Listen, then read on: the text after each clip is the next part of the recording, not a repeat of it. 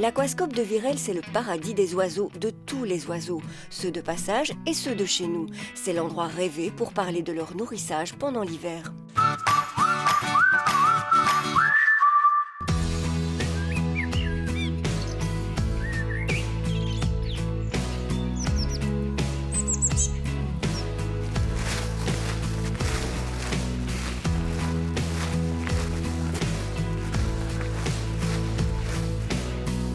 C'est un lieu magique pour les amoureux des oiseaux de nos jardins et de nos bois. Installée dans la partie arborée du site de l'aquascope, cette station de nourrissage avec son point d'eau vous permet d'observer le balai incessant des passereaux. Vous pourrez ainsi les photographier en toute discrétion.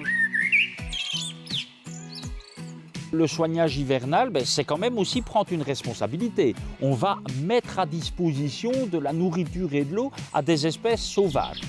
Il faut respecter quelques règles simples et pleines de bon sens. Ça ne sert à rien de nourrir et de laisser ça 15 jours à la pluie, au vent, etc., où ça va fermenter et tout ça ne sera plus très sain. Il faut aussi que la nourriture soit variée. Tout ce qui est salé, il faut contre-indiquer. Donc tout ce qui est trop graisseux, salé, etc.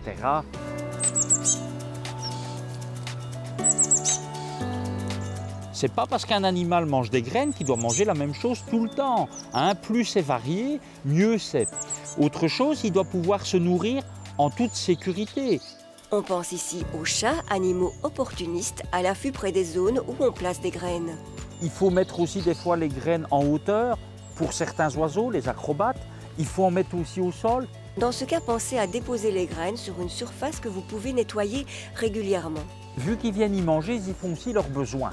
Et donc, toujours faire attention parce que si un animal est malade, est-ce que ça ne va pas propager et transmettre une maladie avec votre complicité involontaire? La sécurité est sanitaire aussi pour les oiseaux. Un minimum d'hygiène, c'est toujours important. Sur le site de Natagora, découvrez les nombreux oiseaux qui visitent nos jardins, même en milieu urbain. Citelles, moineaux, mésanges de tout type, étourneaux, geais, pinsons, verdiers, rouge-gorge et tant d'autres. Si vous voulez immortaliser ces rencontres fugitives, construisez-vous une station d'abreuvage et pour ce faire, utilisez votre abri de jardin. L'idée de base, c'est une table où on a mis une bâche, comme les bâches qu'on utilise pour les mares. On a fait un système de trop-plein. C'est alimenté par la toiture de l'abri. C'est pas trop profond parce que les oiseaux ne vont pas aller se poser complètement dedans, ils ne vont pas aller s'enfuir complètement dans l'eau. Il faut généralement que ça reste à une dizaine de centimètres de profondeur. Pour les photographes notamment, puisqu'on a des vitres sans teint et donc les gens savent travailler à l'abri des... en tout cas ne sont pas détectés des oiseaux, quoi. La table bâchée doit être à hauteur de la fenêtre.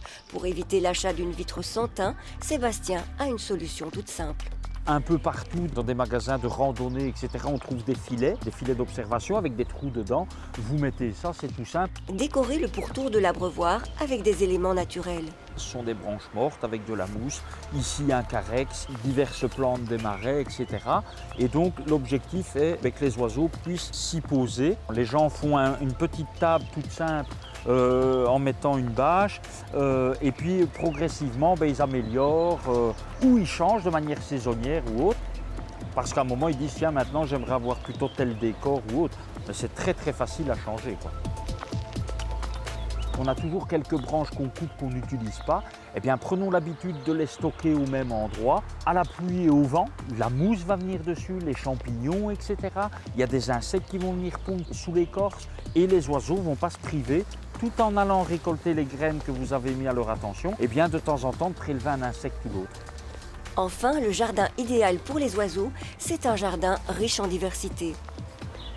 Il faut aussi essayer que le jardin réponde au mieux aux exigences vitales des animaux. C'est-à-dire que se nourrir, ça n'est pas la seule exigence vitale. Un animal, il doit pouvoir dormir, pas au froid. Donc il faut essayer d'avoir des arbustes, des arbres, des vieux tas de bois qui attirent les insectes.